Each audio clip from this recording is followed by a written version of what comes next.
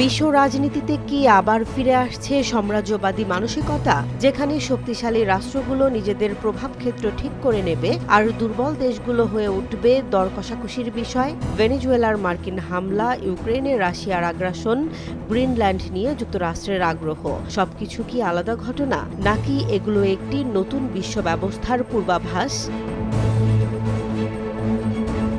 সম্প্রতি যুক্তরাষ্ট্রের president Donald ট্রাম্পের ভেনেজুয়েলা সংক্রান্ত অবস্থান নতুন করে বিশ্ব রাজনীতিতে আলোচনার জন্ম দিয়েছে। ভেনেজুয়েলার প্রেসিডেন্ট নিকোলাস মাদুরোকে আটক এবং দেশটির তেল সম্পদের ওপর যুক্তরাষ্ট্রের সরাসরি নিয়ন্ত্রণের ঘোষণা আন্তর্জাতিক মহলে প্রশ্ন তুলেছে। এটি কি কেবল একক আগ্রাসন, নাকি বৃহত্তর কৌশলের অংশ?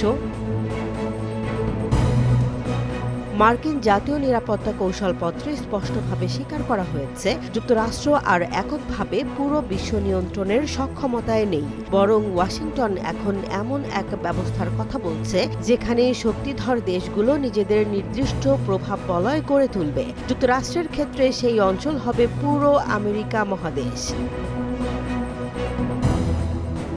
এই নীতির কেন্দ্রে রয়েছে পুরনো মনরো নীতি, যা নতুনভাবে কার্যকর করার কথা বলা হচ্ছে। ঐতিহাসিকভাবে এই নীতির মাধ্যমে লাতিন আমেরিকার দেশগুলোতে যুক্তরাষ্ট্রের রাজনৈতিক ও সামরিক হস্তক্ষেপ বৈধতা পেয়েছে। ভেনেজুয়েলার সাম্প্রতিক পদক্ষেপ সেই ধারাবাহিকতারই নতুন রূপ বলে মনে করছেন বিশ্লেষকরা।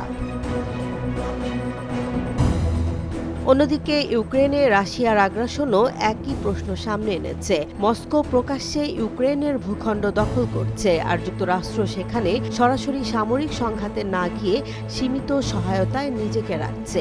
এ অবস্থায় 2019 সালে আলোচিত এক সম্ভাব্য প্রস্তাব আবার আলোচনায় এসেছে। যুক্তরাষ্ট্র ইউক্রেন থেকে সরে এলে রাশিয়া ভেনেজুয়েলার মার্কিন প্রভাব মেনে নেবে।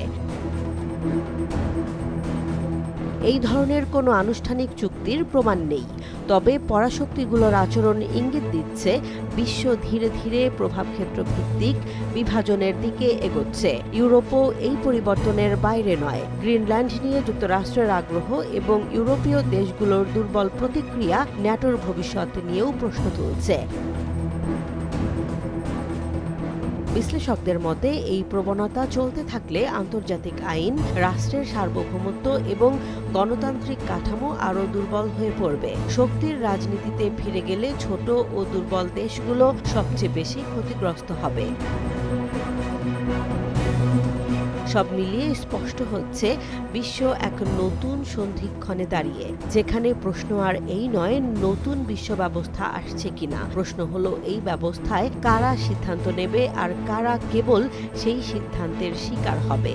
বিশ্ব কি আবার শক্তিধরদের খেলার মাঠে পরিণত হচ্ছে, নাকি এই প্রবণতার বিরুদ্ধে দাঁড়ানোর মতো রাজনৈতিক সদিচ্ছা এখনো অবশিষ্ট আছে? জেসমিন জাহান, নিউজ ডেস্ক, জনবাণী।